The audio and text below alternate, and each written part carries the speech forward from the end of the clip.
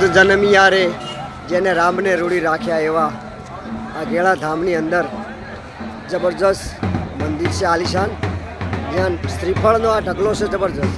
અને શ્રીફળ ઉપર નાખાય એટલે નીચે આવતું નથી એવો પ્રત્યક્ષ અનુભવ આપણને થાય છે. જુઓ તમે, જબરજસ્ત આ ગેળા ધામની અંદર મોટો બધો ઢગો છે જુઓ શ્રીફળનો. આ જબરજસ્ત આલિશાન અને શ્રીફળ નાખવા માટેનો ખૂબ મહિમા છે.